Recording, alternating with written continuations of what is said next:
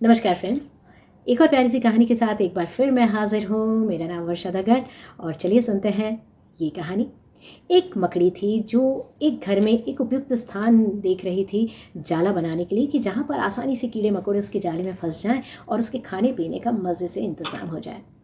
तो उसने घर के एक कमरे का एक कोना लिया जाला बनाने के लिए और वहाँ उसने जाला बनाने की शुरुआत कर दी। तभी वहाँ से एक बिल्ली गुजरी और उस बिल्ली ने उससे ये कहा कि ये किस जगह पे तुम जाला बना रहे हो? ये कोना तो इतना साफ सुथरा है, यहाँ पर कहाँ तुम्हें कीड़े मकोड़े और मक्खियाँ मिलेंगी? तुम्हारे जाल में कौन फंसेगा भला?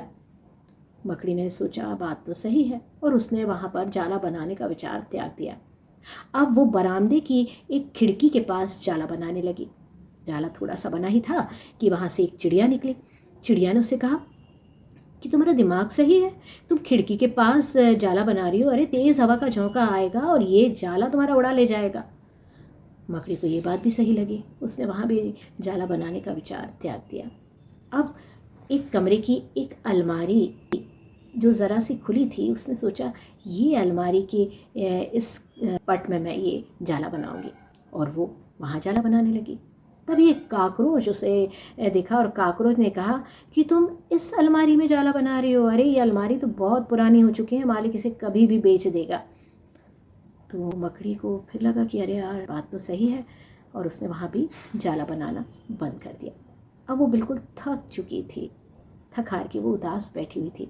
तभी वहाँ से एक चींटी जो उसे दिन भर से देख रही थी, उससे कहा कि मैं तुम्हें पूरे दिन से देख रही हूँ, तुम लोगों की बातों में आती हो और अपना काम अधूरा छोड़कर बंद कर देती हो।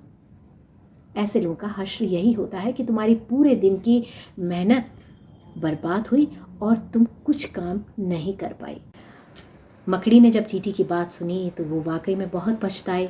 उसे लगा कि सच में उसने दूसरों की बातों में आकर अपना काम अधूरा छोड़ दिया और जाला उसका अब तक नहीं बन पाया।